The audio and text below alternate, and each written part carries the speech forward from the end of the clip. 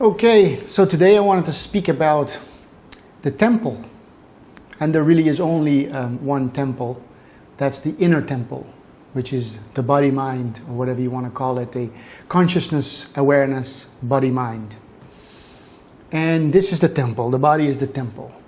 Of course, in traditional stuff, they want to make you believe that the temple is some kind of church, some kind of building somewhere that you got to be part of. But of course, in reality, the temple is this. And the question always is, what's going on in your temple? Are you worried? Are you fearful? Are you anxious? Is your temple filled with your personal talking, gibbering, jabbering monkey mind? Is your temple filled with preoccupations about your small world? Or is your temple filled with joy?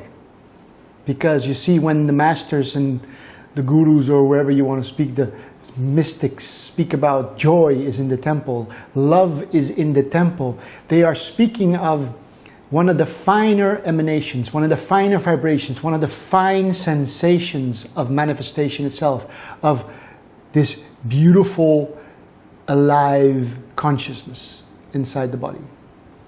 So, what is your temple filled with today? Is it filled with these worries? About the narrative of the movie character that you consider yourself to be in time and space, which doesn't exist? A fictional timeline story of a character that was born according to a birthday that you got from your mother and father, and who's gone to school here and grew up there and did this and did that and got this diploma and moved to this country and got this job, and now is worried about whether the bank account is going to be full tomorrow or empty, or whether next year you're going to be sick or dying.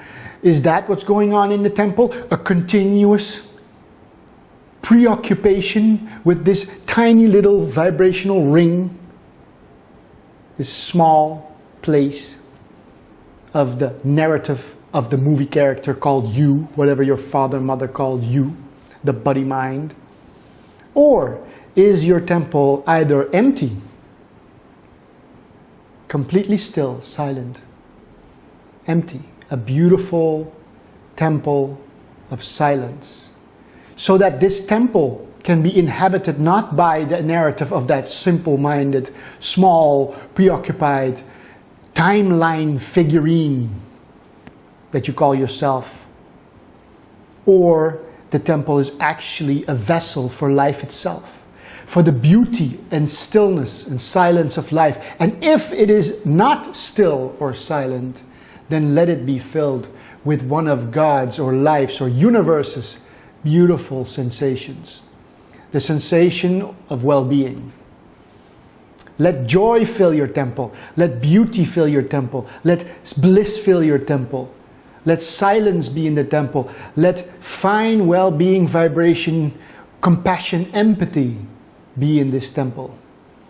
Every single moment there is a choice to be made what you will have in your temple. Will it be agitated, frustrated, angry, worried, anxious, tight, small occupational activities about the character that you think you have to take care of because somehow the universe is not intelligent enough to do it for you?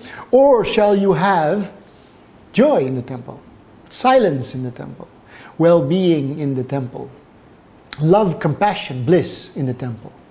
And allow this vessel, the temple of your body-mind, to be inhabited with this silent, this still,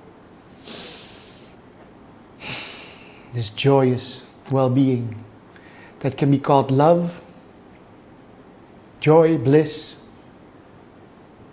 But those are just words. Because joy is in the temple only when those other things are left out. You don't have to do anything to have joy or love to be in the temple. All you have to do is get rid of those small-minded narrative movie characters in time that is you, the person, the identity, that is always thinking about, worrying about its small ring of its own preoccupations. And then if you leave that, you'll find joy is in the temple. Silence is in the temple. Stillness is in the temple.